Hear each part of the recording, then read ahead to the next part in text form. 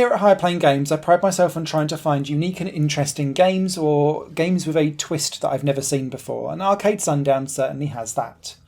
This is a pinball game, but not pinball. You have been shrunk inside a pinball machine, and the idea behind this is that 1 to 4 players are battling to try and score as many points as possible by gaining control of the pinball and chucking it around the pinball machine, scoring points with it where possible. The problem is that once you've gained control, everyone else in the game is going to be trying to tackle or swipe or steal and then run away with the pinball. Then they've got control of it and want to score points too. It's a weird cross between like a arena brawler game mixed with pinball. And so, yeah, I genuinely haven't seen anything like this before. The closest game I can think of is Kabounce, which is superb, but that is a very different team-based battle inside a pinball machine. This is more like a points-based parkouring pinball game from a top-down perspective. I don't know, I might be labouring the point. Anyway, how does the game work? Well, at the beginning of the game, you dive into one of 6 pinball machines, and the idea is that you all battle for supremacy of this pinball machine. It will hue the colour of whichever team or player is in charge, and then you can either throw the ball around, which I don't necessarily recommend often, but you can also pick it up and run with it too. You have a boost, which is stamina dependent, so you will run out if you spam it too much. But the idea is to either bounce off of various different flippers or bumpers, or go up and down various different chutes. And the longer you stay in control of the ball, the more your combo meter racks up. So therefore you want to start chaining up all of these different events, holding the ball for as long as possible over time. There are then 2 ways to score really big points.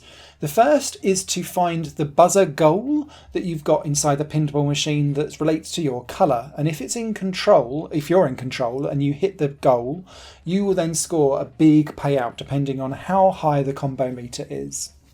The other thing is that there's a high score chute that unlocks once every 30 odd seconds in a 2-minute round. And because it kind of usually goes around the perimeter of the pinball machine, it is a massive score bonus if you can get your pinball to be shot into there. However, if you're able to do it whilst you've got a big combo, you will take a absolutely monumental lead and score tons and tons of points. And if you're able to do that, pick up the ball at the other side and then smash it into the goal, whoopee-doo, it is payday and you will be in a very strong position, potentially unassailable. The game can be played in 1 to 4 players in classic free-for-all, or you can go head-to-head in 2v2 teams. Both work quite well. I found the teams one to be highly strategic though, because what you could do was to have someone hold the ball and the other one's trying to stop the other 2 from stealing it. Or if you chucked something in one chute and it's going to kind of roll around and pop out the other side, the other player can be there ready to catch it or fend off other people from being able to steal it from you. And I found that quite tactical and good fun to be had.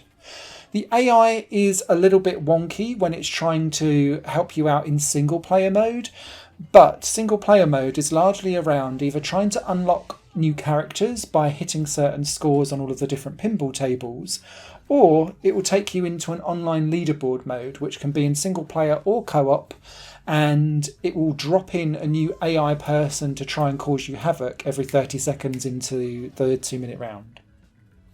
There are 3 variants to this game too, which is quite cool.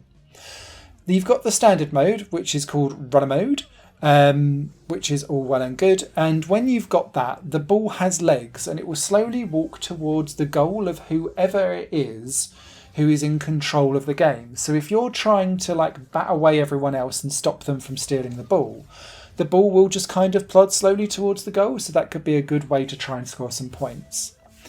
The other really cool one is that in radio mode, you will control the pinball itself. So when you take control of the pinball, you then control the pinball, not your character.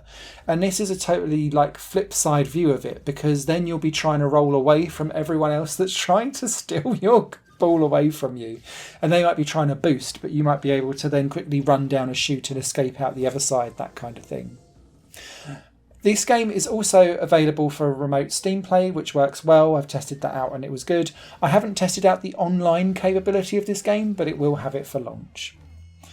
I find this game to be a real curio because it was really enjoyable, but in short doses. And I'm glad that the rounds are only a 2-minute round, because it's one of those ones that, because the pinball arenas are really quite small, actually you run out of some tactics quite early on into a round. So it makes sense for it to be short, sweet, and aggressive. And so long as everyone has the same capability of being able to move a character around and kind of know their way around a controller and can do things, this game can be quite fun, because it doesn't take more than a few seconds to steal the ball off of someone else. But if someone's like really OP and is much better than everyone else, you can quite easily just run rings around people and you can have a real stilted game where someone else doesn't get a look in. And sometimes that was the case with some of the AI, where they just kind of stand in the centre going like, what do I do next? And I was busy running rings around them, scoring all kinds of points, which was handy for unlocking characters, but less for actually being like a like tangible, difficult, challenging experience.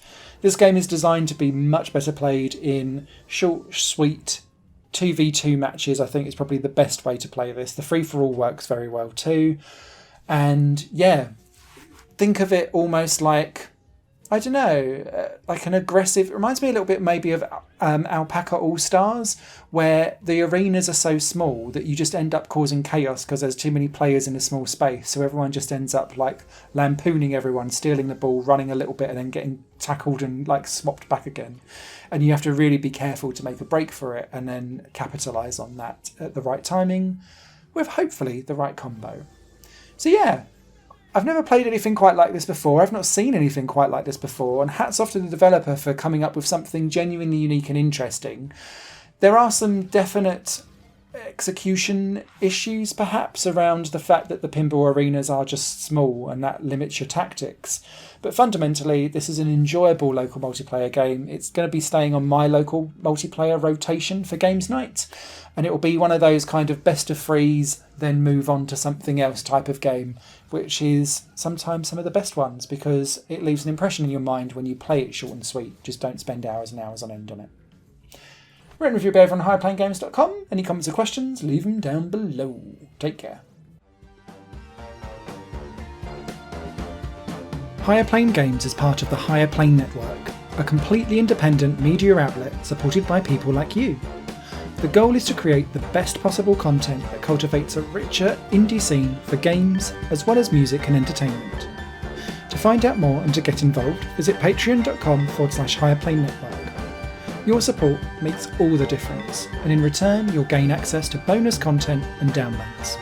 Thank you for watching.